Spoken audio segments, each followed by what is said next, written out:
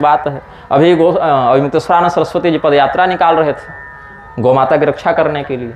पूरे भारत के हर राज्य में गए, कहीं कहीं तो उनको रोक भी दिया गया पूर्वोत्तर में, लेकिन गए, गाय के लिए लड़े, सबसे संघर्ष किया।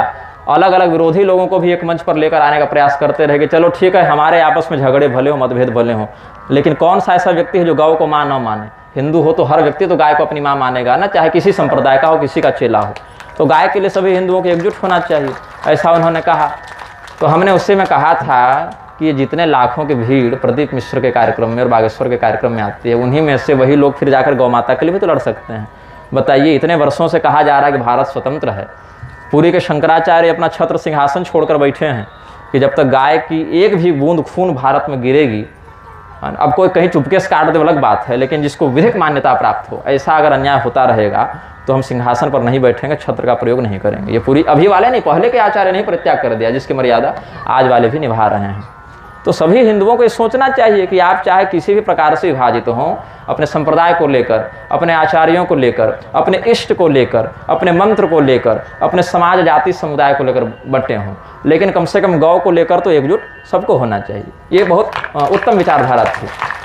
तो हमने यही कहा था कि धीरेन्द्र शास्त्री को भी जाना चाहिए, लेकिन हुआ क्या था, धीरेन्द्र शास्त्री का सबसे पहले विरोध स्वामी मुक्तेश्वरानंद सरस्वती ने ही किया था। धीरेन्द्र शास्त्री नहीं गए उनके यहाँ, हमने वीडियो बनाकर भी कहा था, जबकि उस समय तो धीरेन्द्र का ही साथ हमने दिया था। जब मुक्तेश्वरानंद जी ने चुनौती दी थी तब हमने ही धीरेन्द्र का साथ दिया था, लेकिन नहीं गए। तो नेताओं के कहने पर अब हिंदू एकता यात्रा निकाल रहे हैं। और हिंदू एकता बढ़ाने के लिए क्या किया, तो ब्रह्मा विष्णु महेश को जो देवता नहीं मानेगा, क्या वो हिंदू है? नहीं है। लेकिन उसी अम्बेडकर के गले में माला डाल दी और कहे कि भैया ये तो हिंदू एकता बढ़ा रहे हैं। अभी फिर देखा कि बाएं हाथ से पानी पी रहे हैं। अभी एक वीडियो आज देखा हमने, बड़ा अपमानजनक लगा हमको। मैं अपने लिए नहीं कह रहा हूँ, तुम्हारे लिए कह रहा हूँ। खली कोई पहलवान है, दिलीप सिंह राणा, तो खली बड़ा लंबा चौड़ा दिखता है, उसको बुलाया है वहाँ।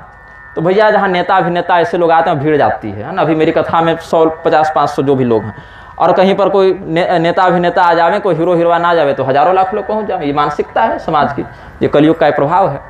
तो कोई साधु के वेश में है, अब असली है नकली मैं नहीं जानता, असली साधु तो ऐसा करते भी नहीं, लेकिन वेश साधु का है, बड़ी सुंदर लंबी शिखा है उसकी, और रिकॉर्डिंग करवा रहा। और खली ने क्या किया, उसकी चोटी पकड़ के, उसकी शिखा पकड़ के उसको उठाया और बैठाया। बताइए कितना बड़ा तिरस्कार है। इससे हिंदू एक होगा?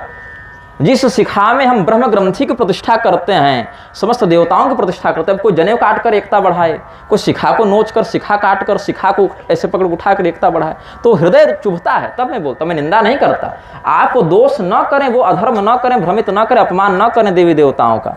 मैं बताऊं आपको, अम्बेडकर संपूर्ण वाङ्मय पढ़िए, हमारे धर्मग्रंथ बाद में पढ़िए, पहले वही पढ़ लीजिए। ऐसी बातें लिखी हैं कि मैं बोलूं तो आप रो देंगे। भगवान श्री रामचंद्र जी को व्यभिचार से उत्पन्न पुत्र बता दिया कि कौशल्या जी को अपने पति से लड़का नहीं हो रहा था, वो तो दामाद को बुलाकर पुत्र उत्पन्न करवाई। इतनी अशुद्ध बात कही, मनुस्मृति को जलाया। तो क्या हम उनको सामने जाकर झुक जाए तब हम ये कहोगे? ये किस प्रकार की एकता है भाई? कल को कोई कहेगा कि अपनी बहू बेटी हमारे घर भेज दो, तब एकता होगी, जैसा कि मिलक्ष लोग चाहते ही हैं।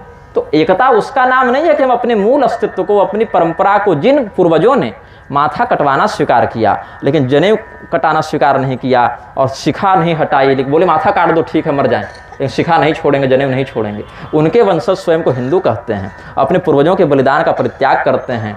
जिन स्त्रियों ने अपने सतीत्व की रक्षा करने के लिए जिंदा जलकर मरना पसंद किया, जौहर कर लिया, उनके वंश में उत्पन्न होने वाली स्त्रियां अपने चरित्र का व्यापार करती चलेंगी। वो पूर्वज नहीं रोएंगे तो कौन रोएगा? उनकी गरिमा को हमको समझना पड़ेगा।